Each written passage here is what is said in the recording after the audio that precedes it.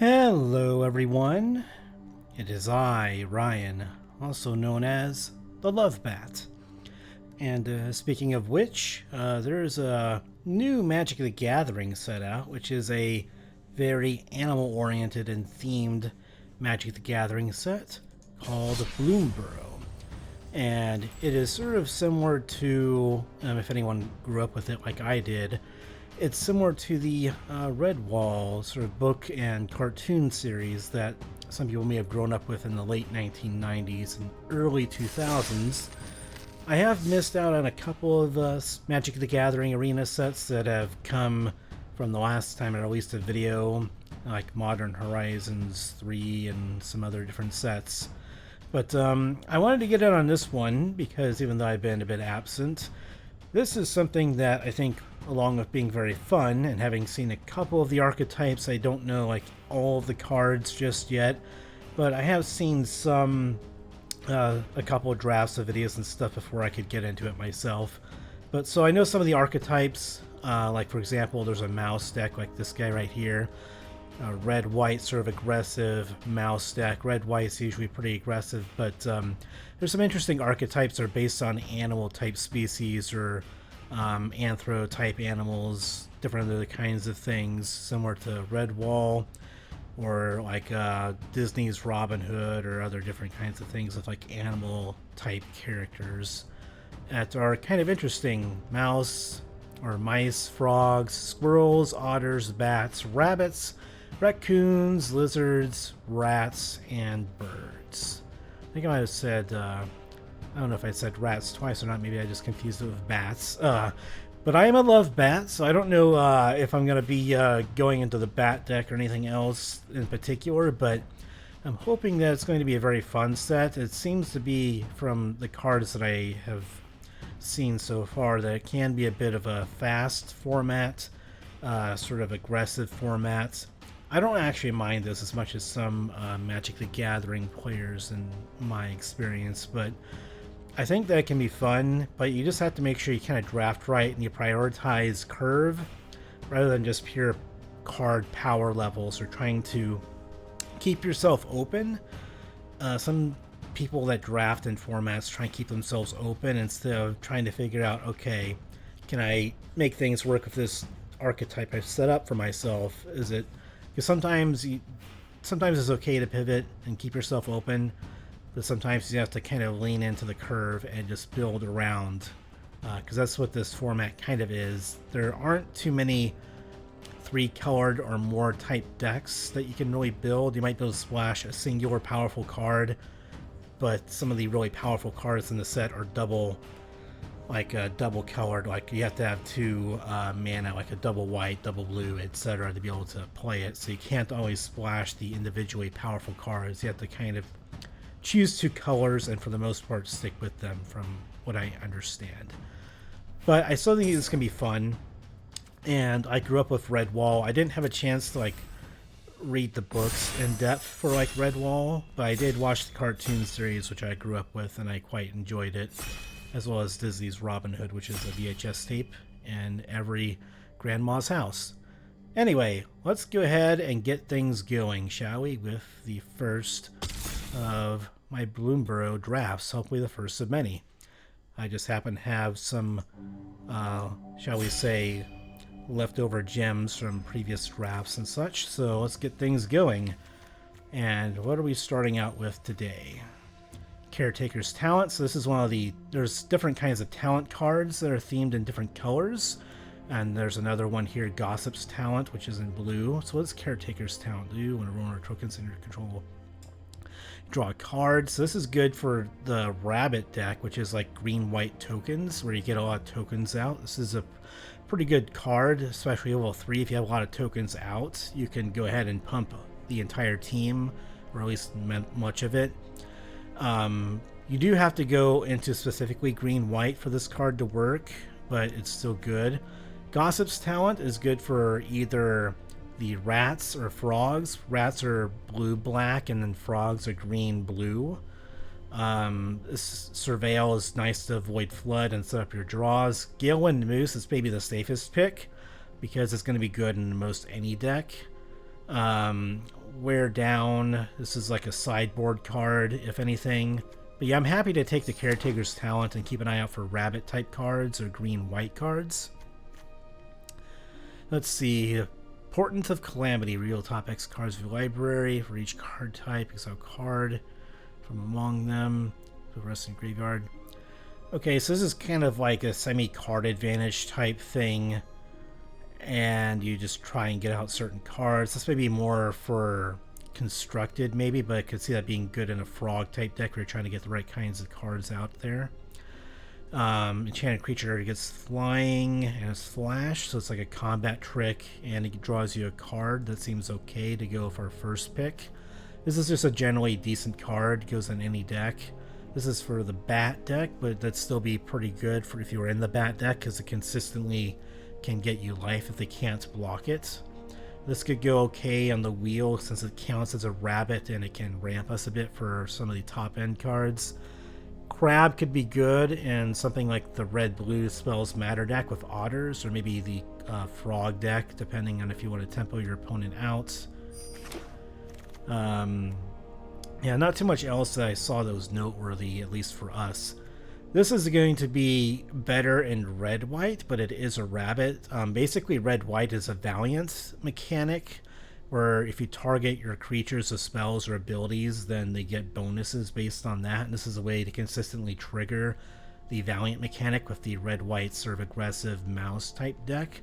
But this does still count as a rabbit for green-white, so I could still take it here and be okay with it. Calamitous Tide is like a top-end, you know, draw cards, tempo your opponent out to finish them off. Maybe better for like a green-blue frog deck, which are far away from. Overseer, this is like a squirrel, green-black squirrel type deck where you just try and gain value off of either just general value type cards in green-black, as it's usually common. There's a couple of flying creatures as well. There's the black sort of life loss or gain life matters type deck, especially with the bat archetype. Alright, so Mabel's Mantle is just, from what I understand, a very good combat trick. It's good in the red-white Valiant deck because you can get Valiant triggers off of 2 of your creatures instead of just 1, but it's also just a generally good combat trick to get in and be aggressive. But it's also good for defensive purposes because the instant speed. So you can pump up, like, say, a couple tokens, like rabbit tokens, and then you can either trade off or basically get good blocks because your opponent was attacking into 1/1 tokens, for example. This is also pretty good for blue-white, but you can also just do it in general with a ground creature deck. This is good for the red-white Valiant deck, where the Valiant abilities can trigger for spells and abilities. So we have Sonar Strike, which is kind of removal. It's, again, white removal can either be contingent or it can be like enchantment-based removal to exile creatures, that sort of thing. We could take it here since we don't really have any removal yet. We just have some combat tricks. I'm not really seeing any signs. Like the bat deck might be open because there's been some bats that have been coming to and from, which is a black-white archetype. I mean, we could still be bats. Caretaker's Talent needs to be more in the rabbit archetype specifically, so the duo here could still be good, just in case we end up in bats, because it has Enter the Battlefield effect, which is always going to help you. So we'll just stay slightly open because I'm not seeing any signs for green-white rabbits. So here's one of the frog cards of the green-blue deck, and whenever it leaves, this is like blink type effects go pretty well in the frog deck. We don't have any green or blue cards yet, which is kind of unfortunate because this is a pretty good card in an archetype to get +1/+1 counters. I've not really seen any signs that any particular colors open, but this is very good for the bat archetype, so I'm going to go ahead and take this one because this is the gain life or lose life type mechanic, so maybe we can pivot into bats instead of rabbits, because some of the bats are coming around to us, and so people may not be into that deck right now. I guess I am a love bat, so maybe we're just going to go into the bats. And here's another bat, black-white bat card. So if you gained or lost life this turn, you can surveil and get card advantage, or you can set up your draws. You can also fill up the graveyard if you have like graveyard recursion in black with surveil. This is a card advantage card. I don't think I'd pick that over a bat though. That enables synergies in black-white. And Caretaker's Talent can still be okay, simply due to the fact that you can still get some other kinds of tokens in black-white. Vigilance for a flying creature could be pretty nice. In general, the equip 1 is pretty good, so we can probably take this and feel okay. We could use some removal, but this is contingent removal. And if you're going to be going over the top with flying creatures, this is better defensively than offensively. So we'll just go with short bow and just have a very versatile thing. We can probably get some more bats, but short bow is going to go well with any creature that we put out into the field. Food tokens are another mechanic here with the Bumbleflower, Sharepot, or other similar food cards. Some decks really like it. There's also some cards that make you sacrifice non-land permanents. So Uncharted Haven could also just be good too, just to help out our mana a bit, and it's going to be free for the deck mostly. You don't need to have a super low curve in bats. This is more for the red-black lizard deck. They usually like to damage the opponent and get synergies that way. 3-tree mascot is still good because it's a changeling. It can count as a bat. It can ramp into a big bat card or some big finisher. Nothing really here. There's a frog and blue, a duo for like red-blue or red-black. We'll just go with another one of the Sharepots, or one of the Sharepots. And making a food is still good. We'll just go ahead and take the potentially white card. And then the Druid, that's another frog card. We're pretty far away from that. We can still play the Veteran Guard Mouse if we don't get anything else better than it, because it still can trigger off of the like Mabel's Metal, Feather of Flight, and get some triggers that way. And it's still a decent mid-tier card for us. Alright, so Jolly Gerbils. This is whenever you gift, draw a card. That's more of a constructed card, because gifting is another mechanic where you can gift either cards or gift like a 1/1 fish token or different things as part of getting an extra ability or effect out of casting something, for example. Tap not online. This is more for the red-white deck for Valiant triggers. Not really seeing anything in black for the most part. Yeah, black-white not really doing a whole lot. We could just go for the 3-tree mascot here. Not really seeing anything in bats or life gain at all. Oh, but here's a good one. There are different season cards for each of the different colors. There's 5 of them, I think 1 for each color. This is the black one, and if we can get some creature tokens to sacrifice with Season of Loss, then this becomes very good, because then we can sacrifice a lot of creatures, and then we can draw like 3 cards for each creature that we sacrifice. And it's like we get them to sacrifice 3 creatures, and then we get to draw 3 cards in some cases. So this can be immensely powerful on the top end to finish off a game. We can clear the board mostly. Then, you know, we just draw a bunch of cards and then we refill the board. What else is here? There's red-black lizard here, which could be good, but not for us. We're more of the bats, even though we could make people lose life. I think there's a white bat that was down there. A white bat or a black bat coming on the wheel would be quite nice. So what Stargaze do? Look at twice X cards from the top of your library, put X among them in your hand. Okay, so this could be decent for the bat deck, because you do lose life from this, and there are some synergies about gaining and losing life in a turn. And there's also a bat in the card artwork. And this can also search for our Season of Loss to try and find it in the late game if we're going to try and finish off an opponent. So this could be a pretty good pick for us. What does Fabled Passage do? This is like a land fixing type card. Okay. This is more like a Mind Rot type card. Fountain Port Bell could be good for fixing and just getting a card to replace itself.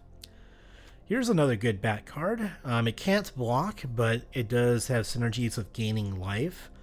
So whenever we gain life, so for example, the share pot makes a food token and food can gain you life. That's another way to activate the bat synergies. So this is a pretty good card, and it has offspring. So offspring is like you pay an extra cost and then you get a creature token that is like a copy of it, so you can double up on enter the battlefield effects or triggers that you get from different abilities, which can also be good with the caretaker's talent to copy, say, this bat token.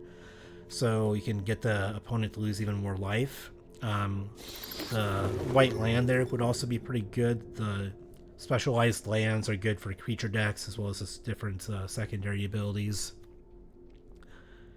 Another Mabel's Metal would be good, since we have some good creatures that we could make either tokens with, or we can get Veteran Guard Mouse pumped up even further and get first strike. We have another bat here that would be good for draining the opponent. I think we're going to take Mabel's Metal here just because we do want some combat tricks, because it's an aggressive format, and having some defensive ways to deal with aggressive decks. Blocking with some smaller creatures would be good. Tap targets. This is a pretty good tempo type card, as well as being a good Valiant type card, so we can still take this here even though it's not a bat. There aren't any other cards for us anyway. This is more for the purely Valiant deck in red-white, which would be great if we were in Valiant, but we're not. This is a mana fixing card that can surveil for the blue-black rat deck that likes to fill up the graveyard with their abilities. So this is more of a blue control type card. This is a bat, and it gains you life, and it goes pretty well for the curve. I wish we had some more one-drop options. This would also be decent enough to draw a card, mana fix. But yeah, this is for our deck. Gain life, and we can activate the synergies of the bats that way. The good old black-white life gain, and here's another bat. It attacks, you gain life. So we're going to be going over the top, and we can maybe finish off a game with flying creatures with using Mabel's Metal to pump up our flyers and finish off an opponent. Some other decent cards here for the red-blue Spells Matter type deck as well. Festival of Embers, what does this do? We'll just go ahead and select, I guess, Uncharted Haven. There's no other cards for us here. So Festival of Embers, this is more of a red-blue Instants and Sorceries Spell Matters card, it would seem. Didn't have a chance to read all of it.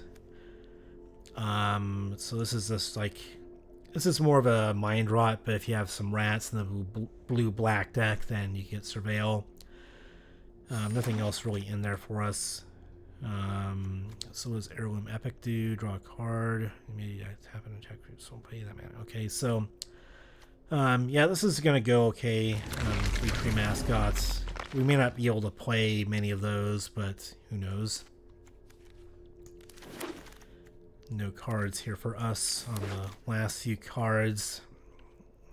Okay, so we do have one Bat Cleric here.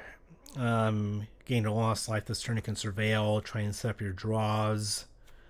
This is Menace, and when it enters, opponents lost life this turn, reveal their hand.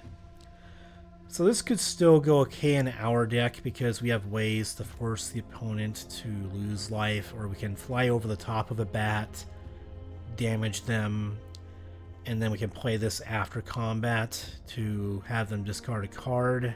That would be decent enough.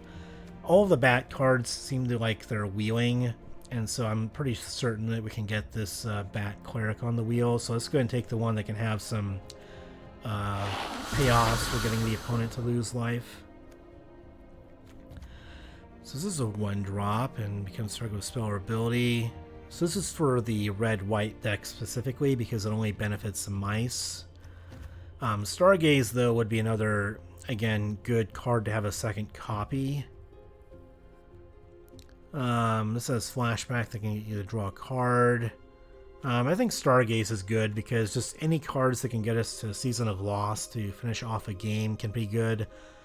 Hopefully we can find another top-end card, because right now we don't really have any top-end cards or big finishers to really take out an opponent except for flying over the top.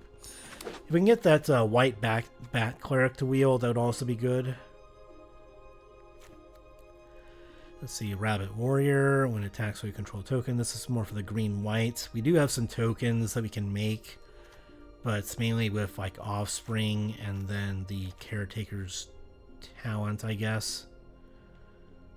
I guess this doesn't even create tokens. This creates copies of tokens. There's one Bat Cleric here. It's just another good, for the curve 3-drop, and you can go ahead and get Surveil value off of that. Carrot Cake would be good too. Well, I'll just take Carrot Cake because I realize that this makes it is a food and it can sacrifice it to gain life, and you want to gain life in this deck, and you get it's good for a curve again. Get something out early and you can try and make the best of it, and getting a token out is good for having some chump blockers so your flyers can keep attacking. This is gonna be okay in our deck to lose life, but I think that just getting another Stargaze here is decent enough. There are some gain life, lose life type things that we may get on the wheel here. If not, then we might only play 2 of the Stargazes. So that's for the blue-black rat deck to mill things. Bird Knights, this can go over the top with combat tricks. This is actually pretty decent enough. Vigilance, and it gets benefits from gaining life. This would be better for combat tricks because of the double strike to get in a lot of damage. But having Vigilance on a 2-4 that can often turn into a 3-4 is also quite nice. This is for the, I think, token deck with lots of rabbits. The Mudflat Village could still be good for us since we do have a good number of bats, and I think we have a couple of I think we have one lizard as well that we can get. Okay, so there's another bat. And Psychic Whirl, this seems to be coming around a lot. This is mainly just the main values in rats, but if the opponent only has a couple cards left in hand, they can get them to discard them and try and outvalue them. But yeah, this is the only card here for us. There's nothing that we can really splash here. We do have 2 Uncharted Havens, but nothing worth splashing so far. Vanishing Light's probably going to be the pick here because we don't really have much removal. We have mainly combat tricks. What does Builder's Talent do? You create a wall. Okay, so we can stave off aggro, put counters on creatures and such. Okay, so that would have been good for the token deck, or maybe the red-white Valiant deck, because that would get lots of synergies there. Nothing really here for us, so I think I'm just going to go ahead and just rare draft for the vault. What does this do? This is more for the rat deck, not really for us. Let's just take a Bird Scout because it's a flyer and it can give us a ground creature bonus. Okay, so we got a bat card on the wheel here. Might as well. Gained or lost life this turn. You can surveil and just continue setting up your draws. Take an uncommon for the vault here. And another Psychic Whirl that I don't think we're going to play.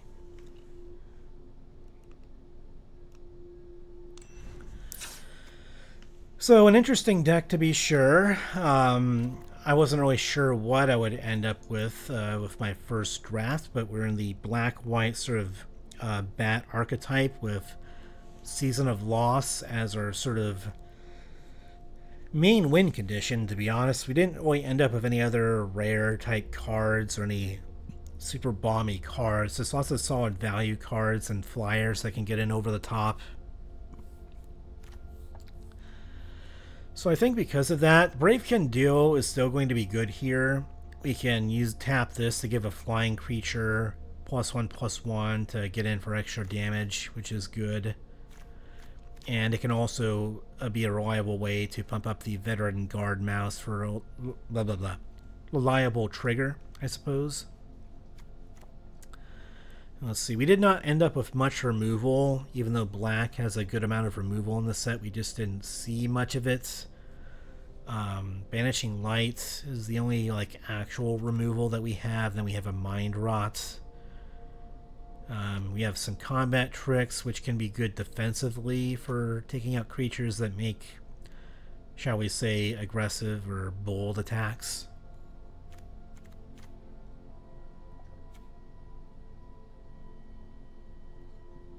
Okay, getting a drink of water, and so what shall we do? We have to make 7 cuts. So I still think that the Lizard Warlock can be good, because we still have a good number of flyers, and we have ways to make the opponent lose life, I believe. Let me double check how many ways we can make them lose life. So this can potentially make the opponent lose life, and so this would be the reveal their hand, then you can have them discard a card. Yep, so you get to see their hand basically with the lost life trigger, or lost life payoff there. So you get to see their hand and you choose the card. Okay. So this is a way to make them lose life. This makes them lose life. This makes them lose life. And this is actually a pretty good card for our deck. I guess this is another, not really bomby card, but this is one of the better enablers for the Bats deck, because you gain life and they lose life, and then you can pay life to get some particular card synergies with some Bats I don't think that we have. Alright, so this is whenever you gain or lose life. So if we tap this to lose life, draw cards, then we can pump up the Waxwing Witnesses. So Caretaker's Talents, is this good enough here? It's good with, what is it? There was that one card that makes the token of itself. This one, the Starscape Cleric. It's good with a Starscape Cleric, and it can help you drain the opponent out very fast if you have 3 of these out. With the main one, then 2 token copies of it.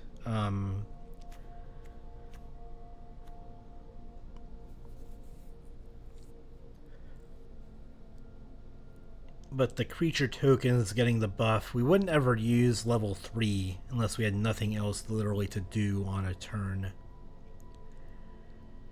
So it'd mainly be for synergy with the Starscape Cleric, and I don't think that's enough. We also have a Carrot Cake, but that's just a plain 1/1 white token, and you really want Offspring cards to get a lot of value off of this by copying tokens.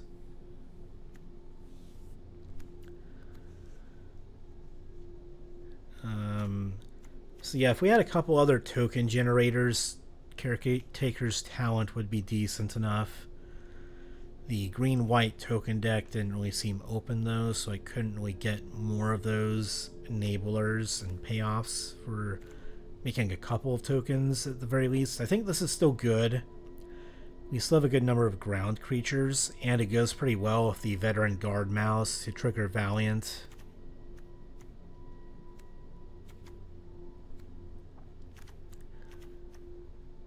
Because yeah, if we give the Veteran Guard Mouse a +1/+1, it turns into a 4/5, and then Valiant gives it basically 5/5 with first strike essentially, and you get to scry 1.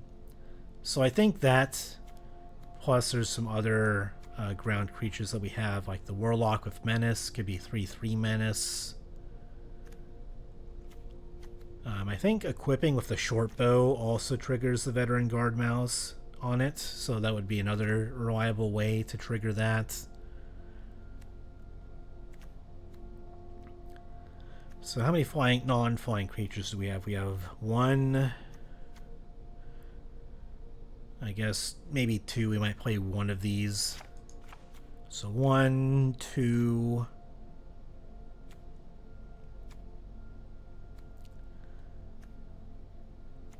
I guess 3 with the token.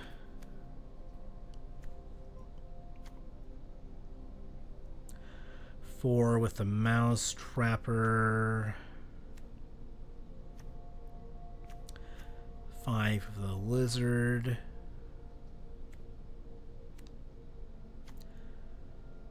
And then 6 with the guard mouse. So we only have 6 ground creatures, but 6 is probably enough to get good value off of the seed pod. Because you only really need one non-flying creature out there to benefit from it, and it's really good with the guard mouse to trigger Valiant. Makes it easy to attack in with the guard mouse and the seed pod in the same turn. Because this thing attacks, and then this thing attacks, and then because this thing attacks, the guard mouse gets the buff while it's attacking, essentially. So you'd have to attack in with both of them on the same turn. You couldn't just attack in with one and not the other to really get the value off of it.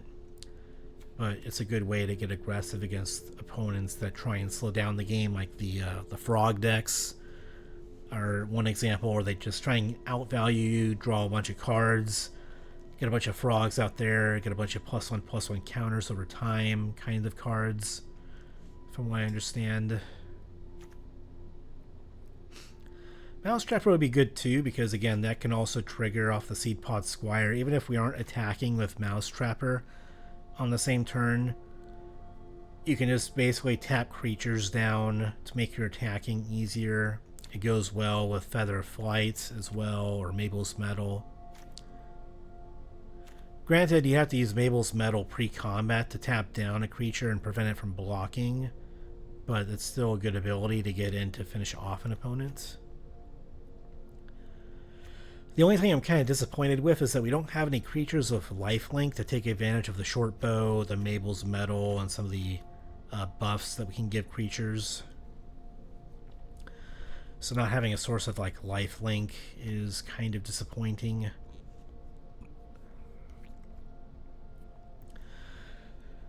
So with 2 Uncharted Havens, I don't know if we really need the 3-tree mascot. There aren't any like creature specific type synergies, at least not that I remember. There's like non-flying, there's gain and lose life, but I don't think there's any like bat specific things that we're looking at. Yeah, so I think Caretaker's Talent, while it's great with the Starscape Cleric, I don't think it's going to be good enough here. So I think we're going to have to cut that. I think we're just going to have to cut the 3-tree mascot because we have other 2-drops that are basically better. And like Season of Loss, you don't really want to ramp into it and play it right away. You want to wait until the opponent fills the board a bit, and then you can try and like attack, and then add maybe after combat, after they chump with a couple creature tokens, then maybe you can do Season of Loss to get them to sacrifice some creatures, maybe. Because they can sacrifice like small 1/1 tokens to this, so you might want to play this after attacking and killing a couple of creatures, or something similar to that, so the creature tokens are taken off the board and then they have to sacrifice big dudes. I don't want to keep the monolith. Maybe I could cut 1 Waxwane Witness, since we have a number of several other 4-drops, and then the duo here is a high-end flying card. I don't really want to cut the flyers, but I also want to keep some of the ground creatures around for the Seed Pod Squire to buff up a bit. Maybe we could get rid of 1 Stargaze. I think maybe 2 in the deck is enough to try and search for our Season of Loss in the late game.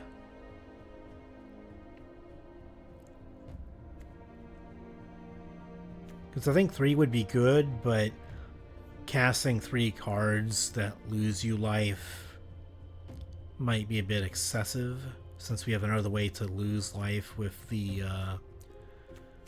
what is it? The Sinister Monolith. We can pay life with this as well to draw cards and get card advantage. So maybe 3 Stargaze is a bit excessive with that, since this is a more consistent way to get card advantage. Because the way I look at it is, you tap this and you pay 2 life, but you don't have to pay any mana after you initially cast the Sinister Monolith, right? Whereas this, to draw 2 cards, yeah, basically to get 2 cards, you have to pay X2, so you have to lose 2 life anyway for this one. You get to search among 4 cards to, you know, find something, right? Because it's twice X cards, but you still only get 2 cards into your hand, and this is just a more reliable way to get cards into your hand. So I think we'll cut 1 Stargaze. This is still good for searching for a Season of Loss, but you can't lose an infinite amount of life. You probably don't want to go for X4 or greater unless you're desperate to find a particular card, but usually if you're paying like 6 mana or more, it kind of seems like at that point, you know, you just have to play it out a little bit, because you're not going to have mana to try and play something that you find with this card.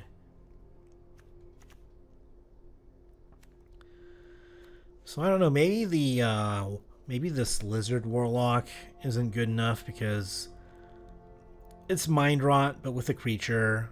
Maybe I could get rid of the Psychic Whirl instead, because at least this puts a creature on the board.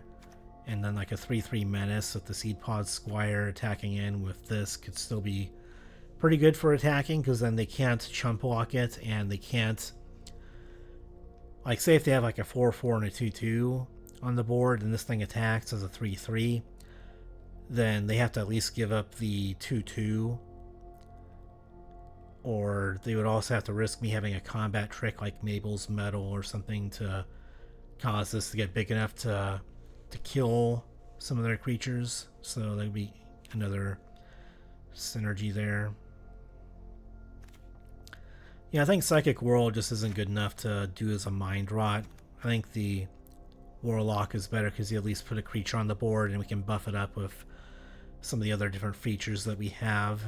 And we have ways to make the opponent lose life, so we can get to see their hand, which can be good card information in the mid-game.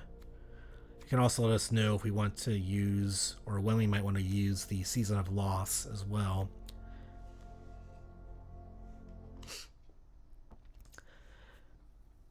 So what shall be the final cut here? I'm still trying to decide on the last card here. We could go down to 16 lands. This has 14, 15, 16, 17. So we could go down to just 16 lands and cut like 1 Uncharted Haven, and then we have a Mudflat Village to search for a bat from our graveyard. And it can kind of get a card back as like a semi-grave digging card.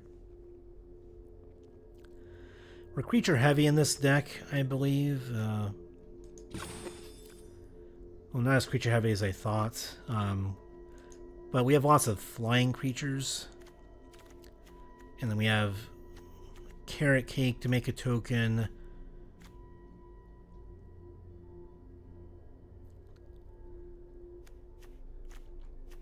Stargaze can search for stuff that we can try and get as well.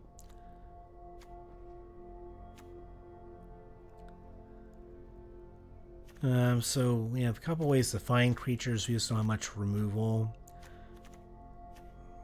We have a couple 5-mana cards here, but our curve is pretty low.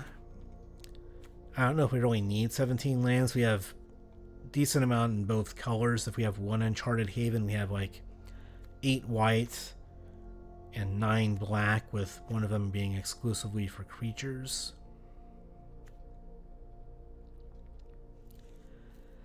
I mean, our curve is low enough where I think we can just go with 16 lands, and then to reduce the tap lands, For our curve, we can just do 1 Uncharted Haven.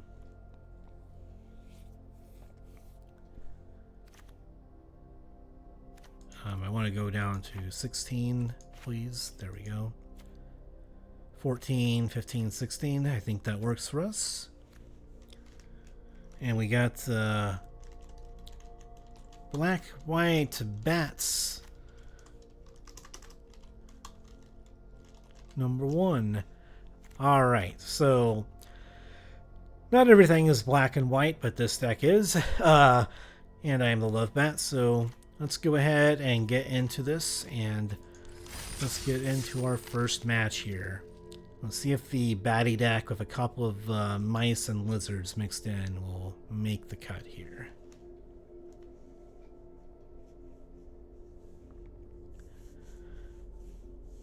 I take it I shouldn't have to wait long for an opponent here, especially since I took a little bit of time to figure out my deck, so they were probably waiting on me.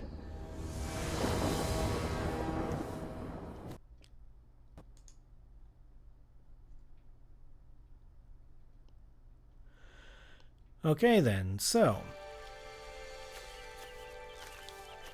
it's a bit slow of a hand, but we have a couple flyers, and we have a Stargaze to search for our better cards, and then we can get this out on turn 4, just to try and get the value engine going. I think this is a keep. It's a bit slow, but it is a keep. We have a lot of 2-drops that can potentially draw into here.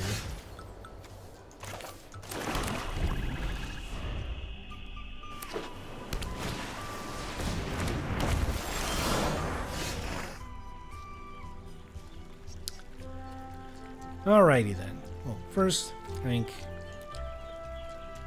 let's maybe turn. Forgot how loud some of the volumes could be for some of these.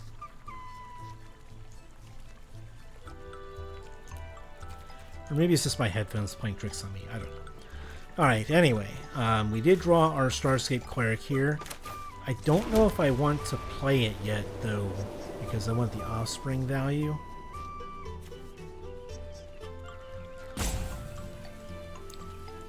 So, yeah, I think we're going to go ahead and go for the offspring value for that.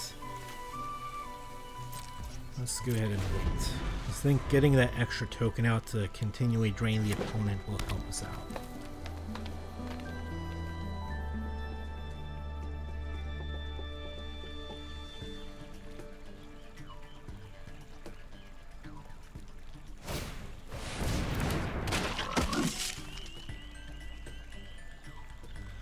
So it looks like they might be on the green-blue frogs type archetype. This is like a mana ramper or mana fixer. And then this can gain flying when attacking at the very least, which is interesting. So nothing that's worth using Banishing Light on just yet.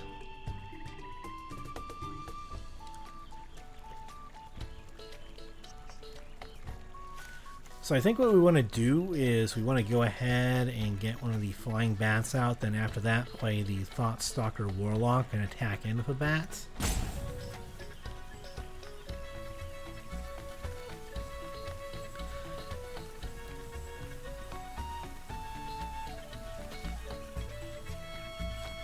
So which one? Gain life or enabler? Let's just go with the one that gives us life here. Plus, it can block a lot better than the plain 2/2.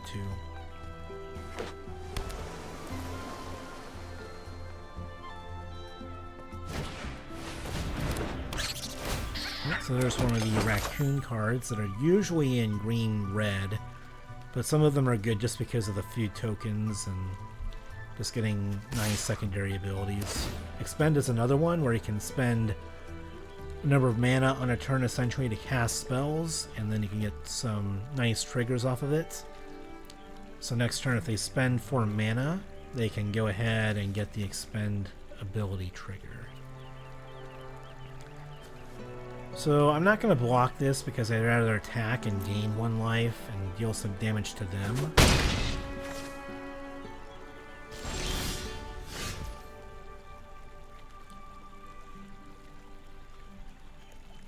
Okay, so we found Season of Loss, but we're not finding lands, which, I mean, Stargaze would be great to find a land, but I think we want to just keep playing some of our stuff out first. I think we want to play that out post-combat and attacking for bat first.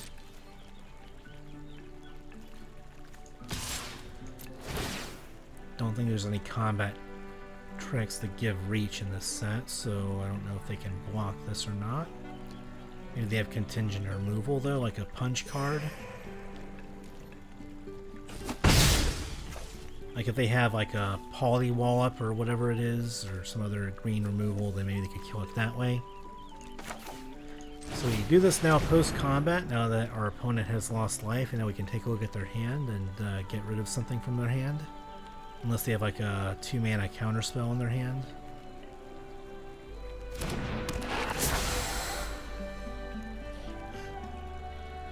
I think there is a counterspell that is like double blue.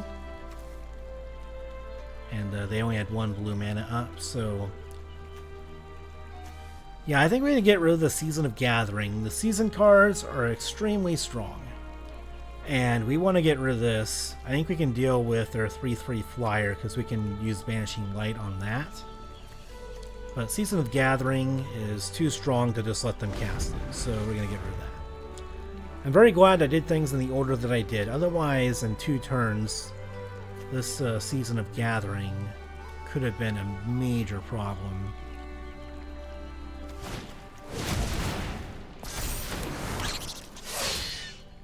Yeah, I'd much rather go ahead and have them make a couple of creatures here. I can just fly over the top of those creatures. This thing can still get flying and fly over the top to attack, but that's okay. Yeah, I guess we're just going to block the 1/1, prevent 1 damage. We have ways of gaining life at the very least.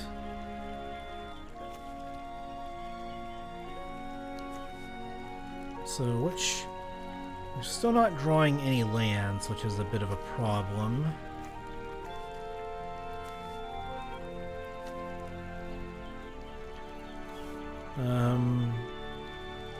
So I can go ahead and do a flicker type effect.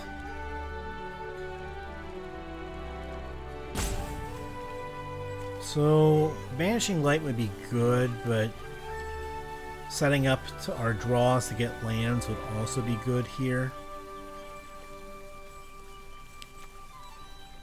Man, we're in a bit of a tough spot here because we're kind of land mana screwed. I think if we don't want to die, we have to Banishing Light now. We have to get rid of their 4/3. That's just going to be very annoying.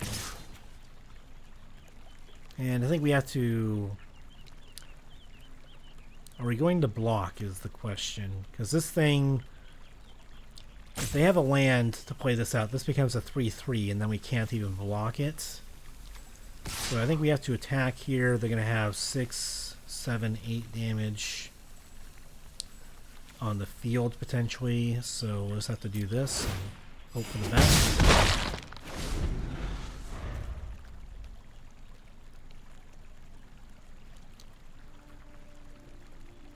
Yeah, my 2/2 isn't really going to block very well. So I might as well just attack with it.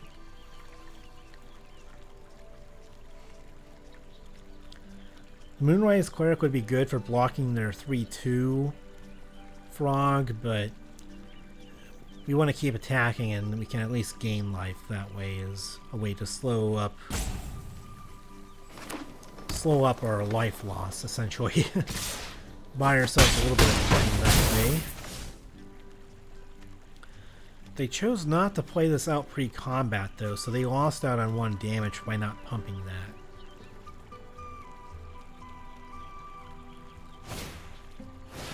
Yeah, they made a bit of a mistake there. They should have played that out pre-combat. Unless they didn't want to have to worry about... Yeah, I guess that makes sense. They wanted to blink something in, I suppose. Yeah, I guess they would want to do that post-combat, because then if they had to blink something out, they don't want to have to lose out on damage that way. But on the other hand, though, I probably would have done it the other way, because if you have the 1/3 up as a blocker, then you can still potentially block the 2/2 that way without losing a creature this turn.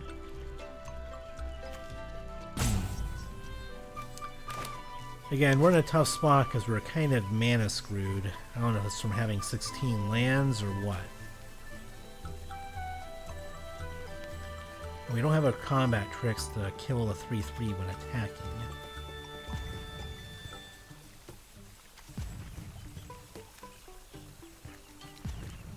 I think we just have to play a flyer and hope for the best here.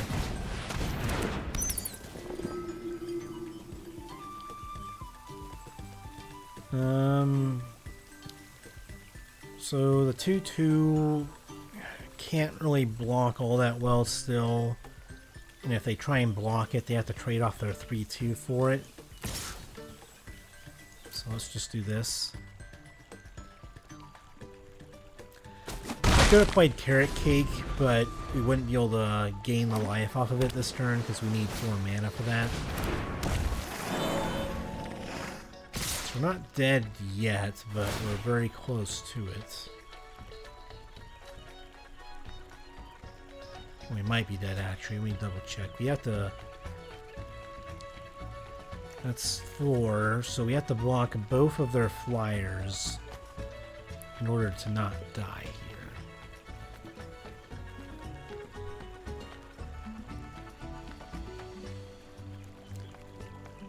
Yeah, I guess it doesn't really make any difference. I can't double block the 3/3. I have to chunk at least one of these.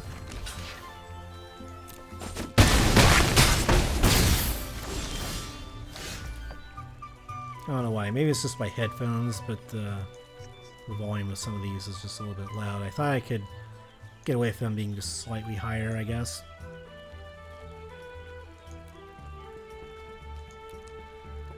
But yeah, I think we're dead.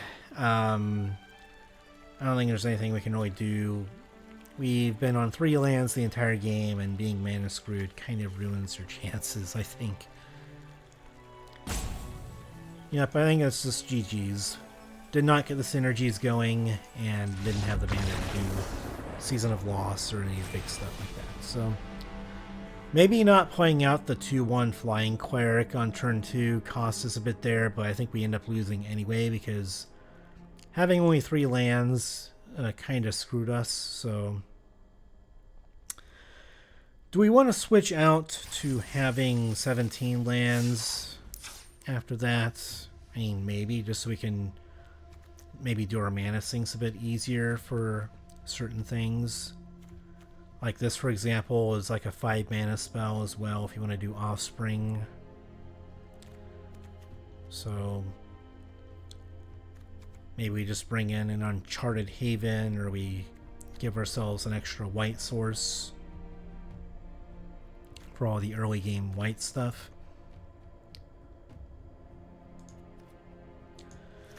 And then do we want to cut a card here? Like, this was pretty decent, I think. You can fly in over the top and play it post-combat, and you still get the ability off of that.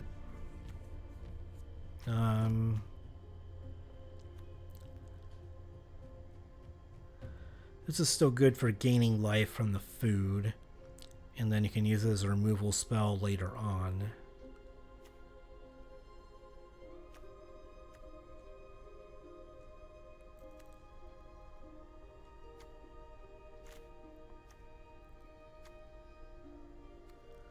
Yeah, I'm really not sure what to cut here. Maybe 1 less Waxwing Witness. Because this is like, it gets pumped whenever you gain or lose life, but you don't gain, like, you can't like drain the opponent, or this is more of a payoff than an enabler type card for the rest of the deck. And we have other flyers here. Maybe 1 less Soothsayer. It can't exactly block well, and surveilling is nice, but not exactly necessary. So let's just cut one of those, and we still have other flyers in the deck to help us out. Alright, 17 lands it is. Let's move on to game 2 here and see how things go.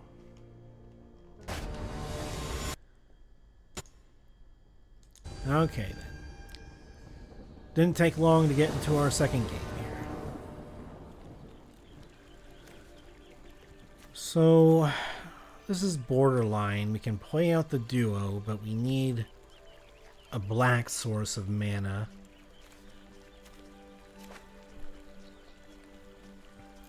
We are on the draw, so we do have that going for us at the very least.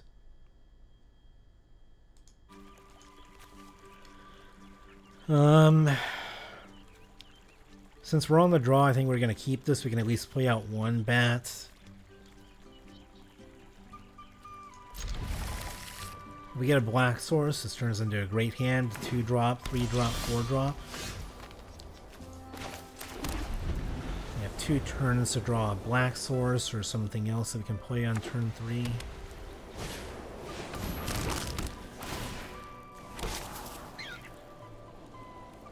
So let's... indicative of the green-white rabbit deck that we're going up against. So they're going to probably have lots of token generation, maybe some life gain, and some different rabbits or mice.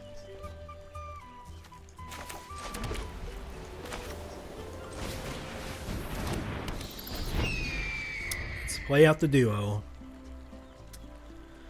At the very least, we can block the 1/1 token with that. We really need a black source, though, or we might be in trouble again.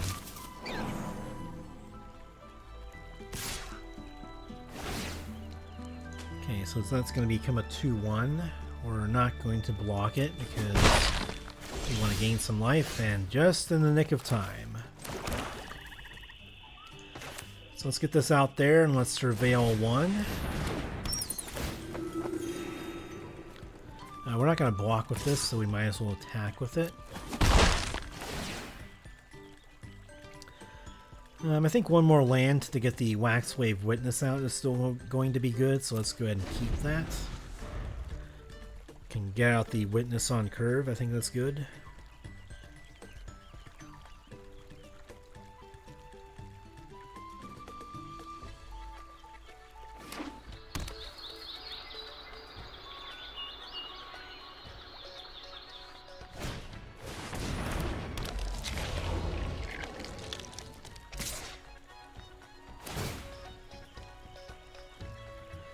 So we're not going to block because we want to keep the synergies going. Play audio while minimized, just in case I have to check my recording settings while playing the audio. It doesn't suddenly stop here. So they have a reach creature now, which kind of sucks. That kind of stops us from attacking. We could Banishing Light, or we can just play this out to gain life and then have a 2/4 blocking creature for now. We could also flash this in to be able to kill the 2/3. I think I just like playing things that are on curve here for the most part.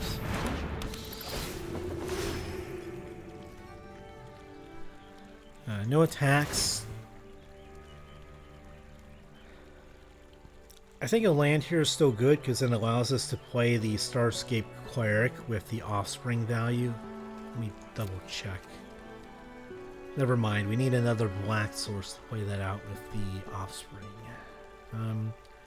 Another white source does allow us to go double spell next turn, though. So I think I'm still going to keep this, because then we can at least double spell. Banishing Light plus Combat Trick.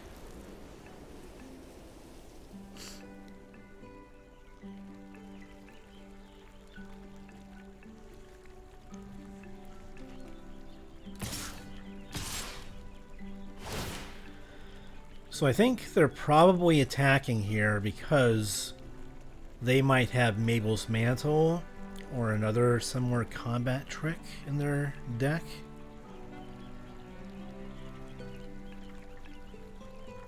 Or Mabel's Metal. I say Mabel's Mantle, but you know, it sounds so much similar. Mabel's Metal. White has a good deal of combat tricks. There's some in green as well, and they have lots of open mana.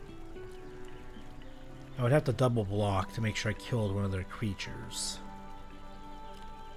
We're not going to block. We want to keep our synergy cards still on the field. And then Banishing Light can deal with another reach creature or flying creature they play out.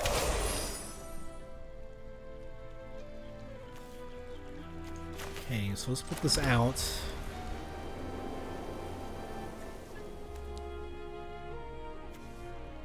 This is sorcery speed removal, so maybe we want to attack first and wait for them to tap out. And then we can Mabel's Metal instant speed if they have like a combat trick to give reach.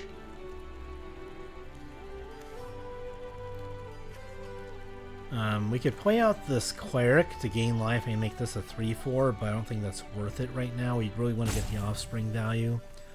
We can wait maybe one more turn for that.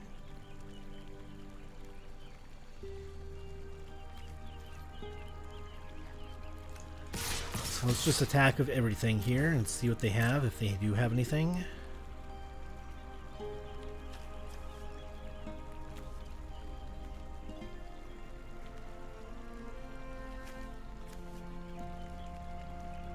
Maybe they have like a flash creature to try and block with to eat one of our creatures. Okay. Let's wait until they assign blocks first to decide what we do.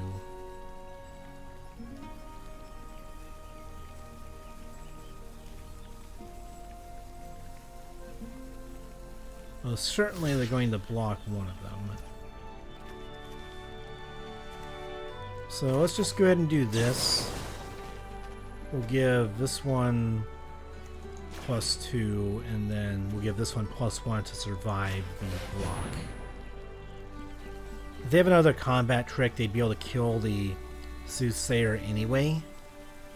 So we'll just pump up one of our attacking creatures to deal some more damage.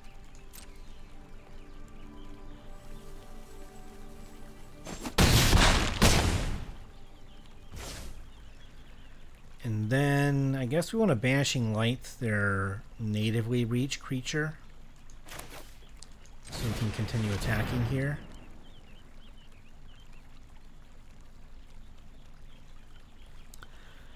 There are some spells that can give hexproof here that they might try and do,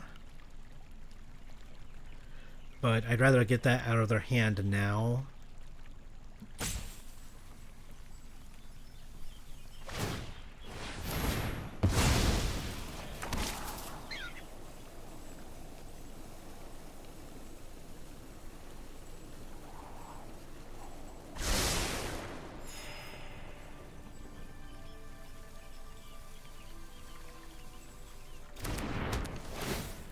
Let's just get rid of their reach creature now.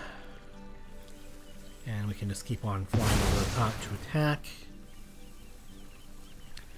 If we get one more black source, then this thing's going to hopefully start to go off. Okay, so they got another pump type effect there, but our 2/4 can still block one of the 1/1 tokens that gets pumped up twice.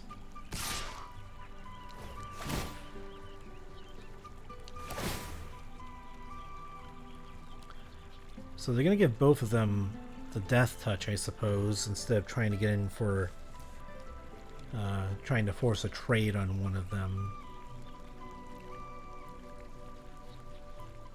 So we have to decide, do we want to take out one of the tokens or do we just want to erase them? I think we just want to erase them in this situation.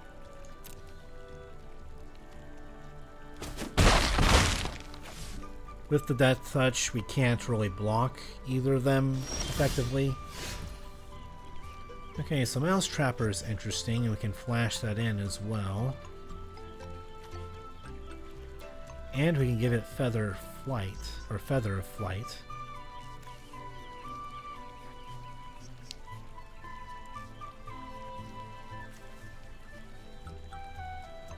So I might want to do that on their turn to tap down one of their creatures.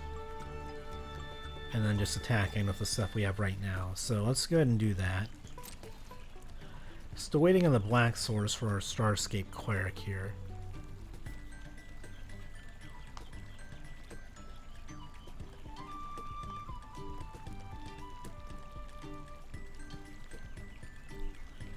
So they're holding priority. They must have either a flash creature or instant speed something or other. So let's see what they have then. Maybe it's like deals damage to a target attacking creature removal that they have in white. I forget the name of the card. I don't remember all the names just yet, but white removal usually has that kind of contingent removal like that. So, and then we want to play that and then put Feather of Flight on it on our opponent's turn, I believe, so we can tap down a creature so it can't attack.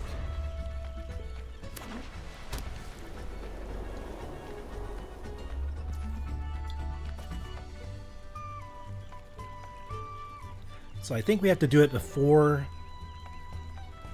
they declare that they're attacking. So let's go ahead and do this first. And then we play Feather of Flight after we put this onto the field and we target the Mouse Trapper.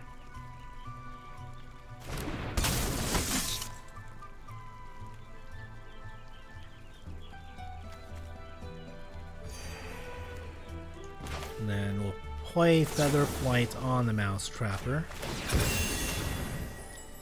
And tap down one of their tokens so they can't just freely attack in with one of those.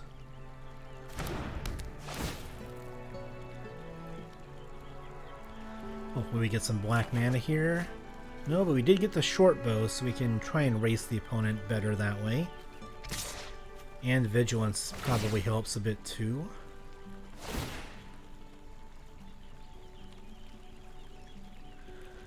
Alright, so at this point we might just want to trade off our 2/4 for their token. And then we can just short bow on some of our other creatures to try and get in over the top. It's only 3 damage though, so next turn we can deal 6, 8, 9. Short bow can make it 10. And then this might be able to make it a bit more if we just play it out now and then make them lose life. Maybe. Yeah, so we're just going to go ahead and take this. So I think we can deal 11 damage next turn.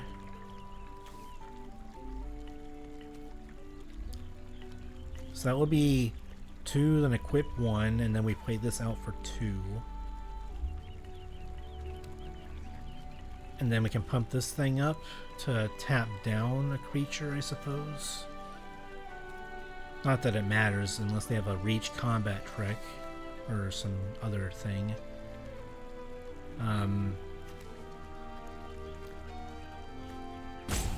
So I think we play this out first, I think. Just so we get the creature down. We could play it post-combat to surprise the opponent, but I'd rather do this now.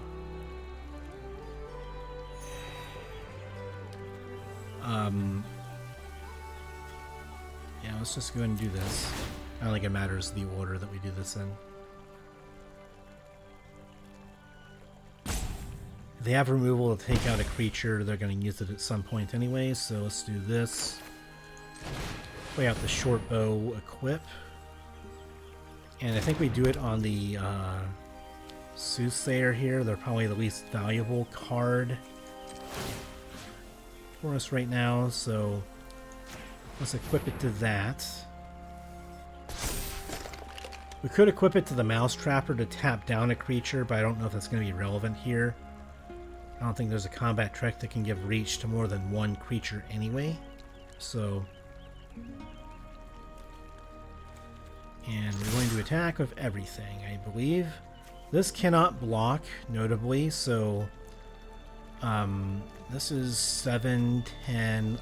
Yep, this is Xaxes. Let's go in for the We were going to go in for lethal. I didn't know if they had maybe a combat trick or removal spell there, so that's why I didn't know if I wanted to keep back my 1/2 to block and prevent them from killing me on a counterattack. So, but yeah, we just kind of played a bit more of a grindy game. We did not get our double black to do the offspring value on the Bat Cleric there, but that's okay. Alright, let's go and move on to the next game here. I'll see you then.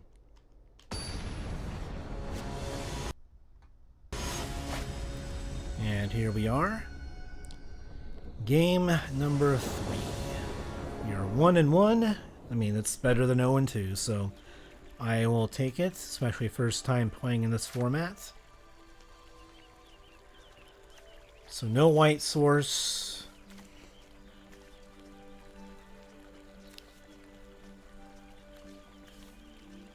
So we can play out the lizard, and then maybe we can get some card advantage with that, but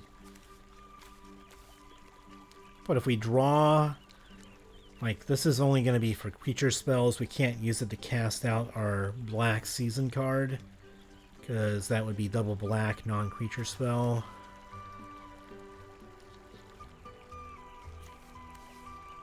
I think we're going to have to mulligan this. Even on the draw, I think this is a bit too risky. Any land is okay-ish, but this is a bit too risky. This is way better. Both colors. So we can attack, gain life, yada yada. I think for the purposes of our curve, we want to put Banishing Light on the bottom so we can just go creature, creature, creature. I think that's just the best thing.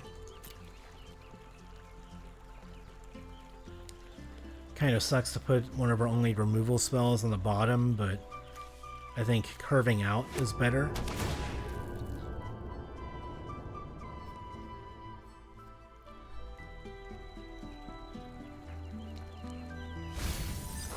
I mean, Carrot Cake technically isn't a creature, but it makes a creature token, and that's like good enough, I suppose. So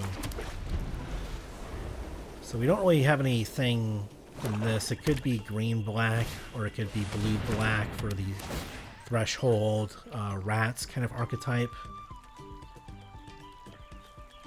I think we can just discard Mabel's Metal, probably. I think getting the creatures out is more important here. There's the black talent card that's out there, Bandit's Talent.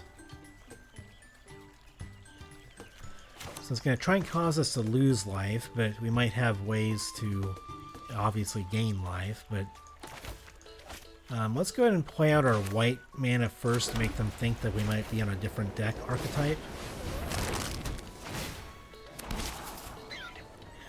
Mabel's Metal again. I think that's okay.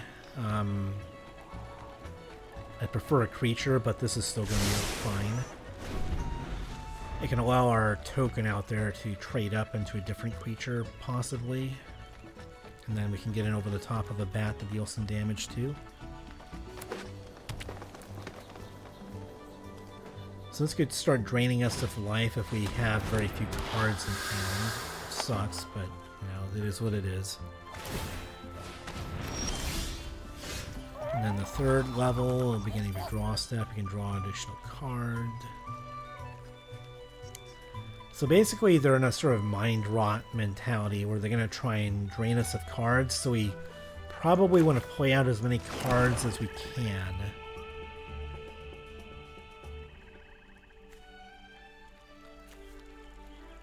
Let's just go ahead and attack in with our token first and see if they trade off with it.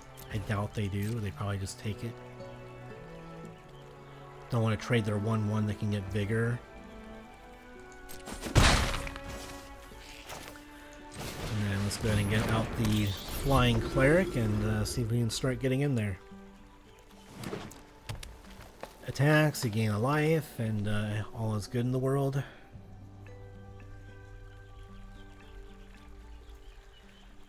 They could have some reach creatures, or they might use removal on the Moonrise Cleric.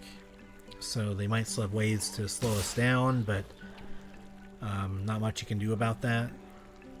You have to make us discard a card again. I'm just going to discard Mabel's Metal in the Swamp, probably.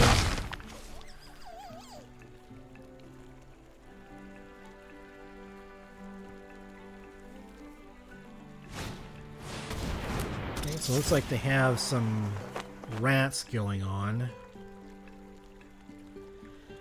We have ways to gain life. So I think we're just going to lose 3 life.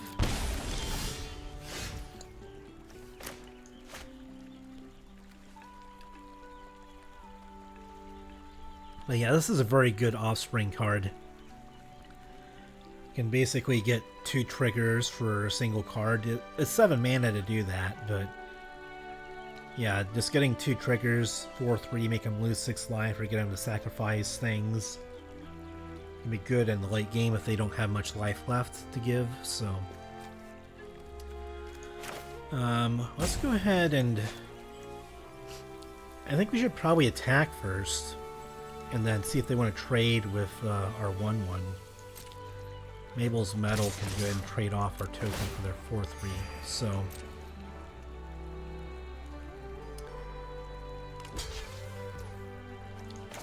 Mabel's Metal time. The token gets 2/2, and then trade up the token, deal some damage, get in there, and all is well. And then let's cash this thing out.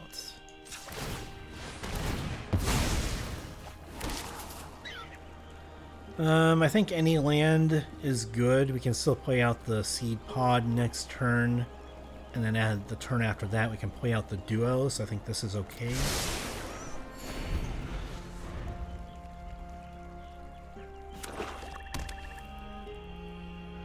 So it was a pretty good turn for us, and then we can just keep on attacking in next turn. If they have a Mind Rot, it's going to be pretty brutal, but if they don't, then we can at least get out the Seed Pod next turn.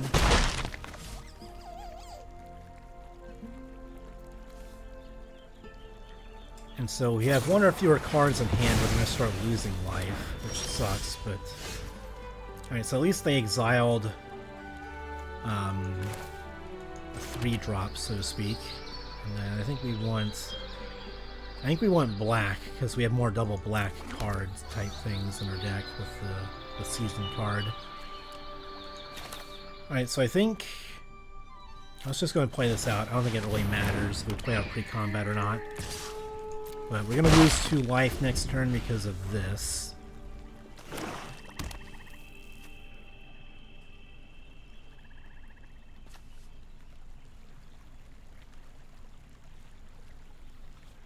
So if we end up getting any lands in our hand, I think we want to sandbag them so we don't keep losing life to the talent. Short bow is good.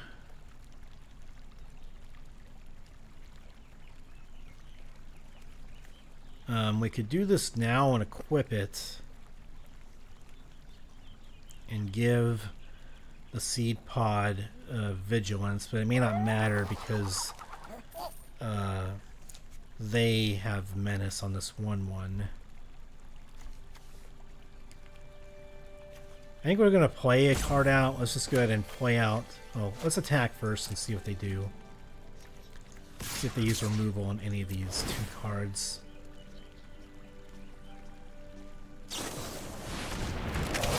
Okay. Get them to play out their flash creature. And then I think we just play this out. We force them to kind of make a choice if they want to keep this back. Well, I guess that's vigilance. Never mind. So they can attack in with that, and they can prevent us from attacking, which kind of sucks. I think this is the pack 1, pick 1 card that showed up that we could have taken.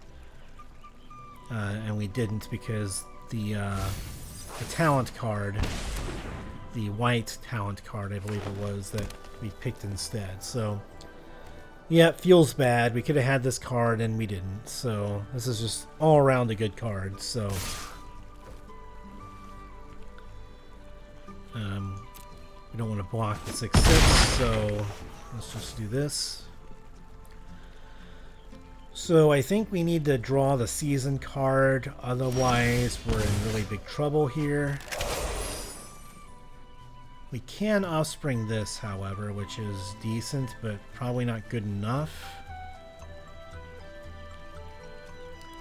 Because this has trample, this will do 2 damage to us next turn.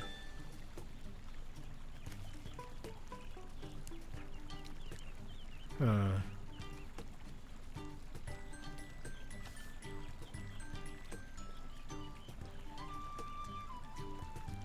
And it can't block. Well, I don't think we have any other option. I think we have to just go for it anyway.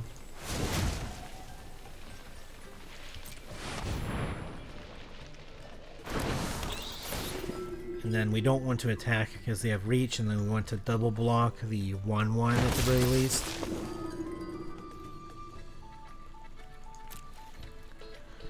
So they'll deal 8 damage to us next turn, and then we need a way to gain life next turn or we're dead.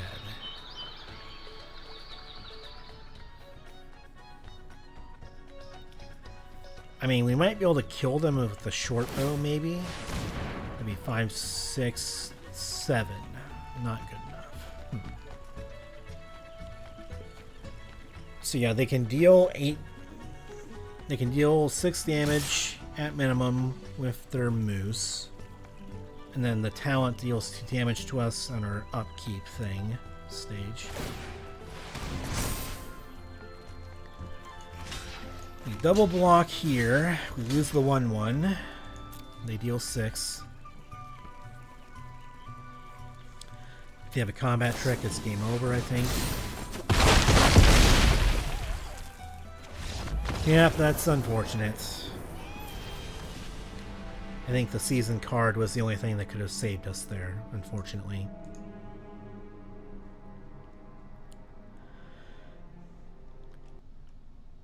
Alright, well again, unfortunate that we're off to a bit of a rough start here. The Lovebat is not really loving this deck so far. I mean, we haven't had a chance to play the season yet, of course, but we've gotten mana screwed, we've gotten color screwed, and all around not a good time. But hey, it's Magic, baby.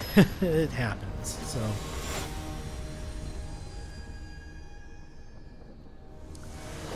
hoping I can wrangle out another couple wins at the very least. It's not looking promising here though, because I have 3 white. Nothing to do in the first few turns. I can just do this for a food token and that's it. And we're on the play. If we're on the draw, this might be a keepable hand, but on the play, not doing anything of relevance for the first 3 turns and not having any black, I'm gonna have to mulligan this. Alright, well, I think this is a keep. We at least have a turn 3 creature, turn 2 short bow.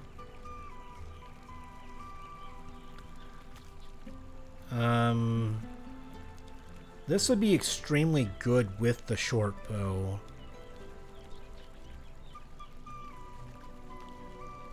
So I think I'm actually going to go ahead and ditch the Feather Flight, even though it's great on the Veteran Guard Mouse. I think short bow could even be even better for Vigilance and just making the 4/5 Vigilance reach.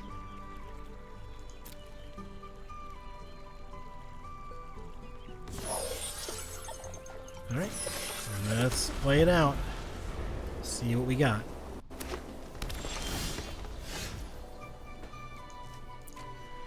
Okay, that's not a bad draw, but I probably still want to play out the Guard Mouse first, wouldn't I?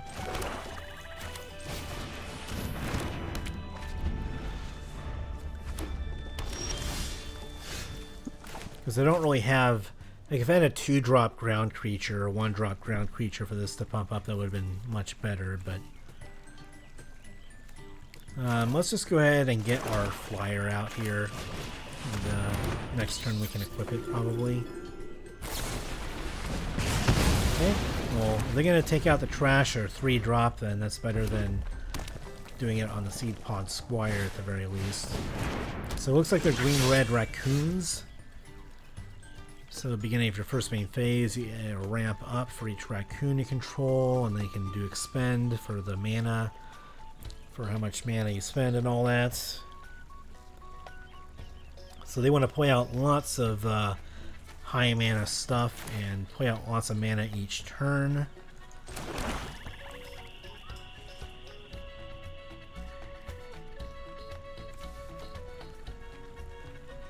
So let's just go ahead and play out the seed pod. And then we can eventually pump up the veteran guard mouse into a nice beefy creature each turn attacking. If I draw an untapped land, then I can play the guard mouse and equip short bow to maybe the guard mouse. I'm pretty certain that they're attacking because they have a combat trick in hand. Oh, and also this. The Flame Caller allows it to deal 1 extra damage, basically, so deal damage to a permanent or player. So we can't block here, unfortunately.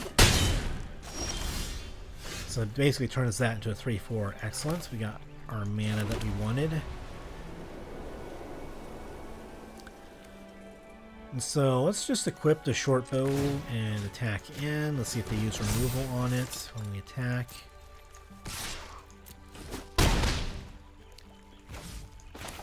Let's get this little mouse guy out there, and then we can equip it with a short bow next turn to attack in.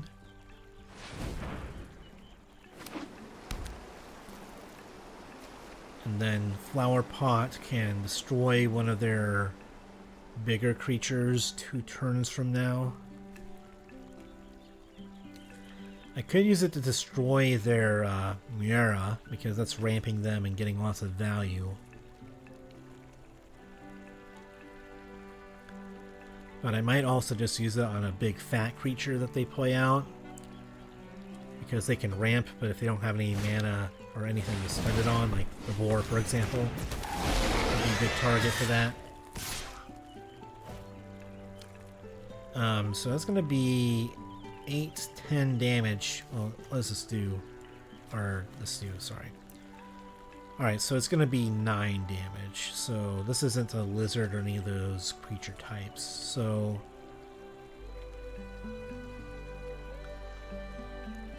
I think we're just going to have to accept that we're taking some damage here.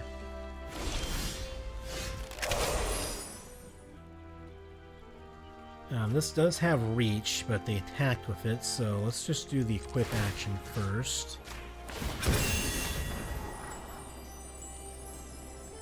Mabel's Metal. Will that be good enough to get us out of this mess? Probably. With the guard mouse, it can get... We can use Mabel's Metal defensively on the guard mouse.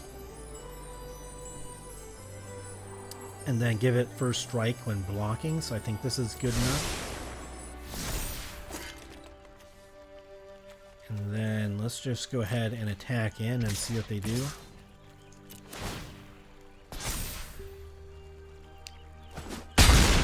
So we might have them dead on board next turn with Mabel's Metal.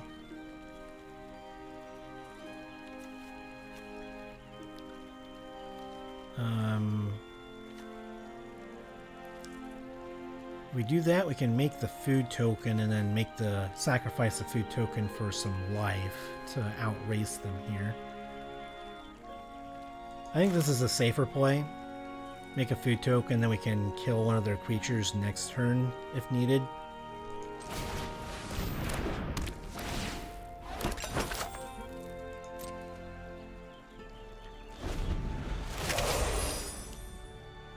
So depending on what they do here, we might be able to kill them if they get really bold with an attack. Because our 4/5 can block 2 of their creatures right now.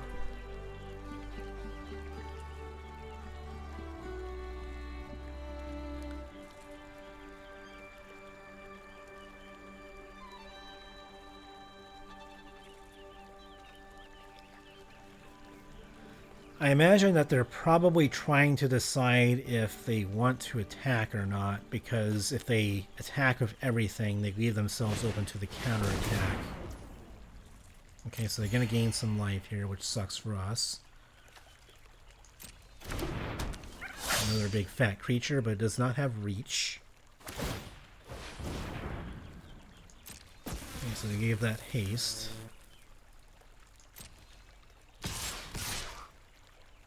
And that's going to deal 1 extra damage.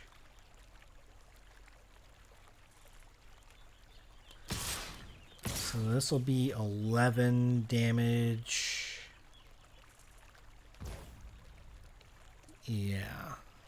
Giving that haste, I think, might actually beat us. So let's sack the food.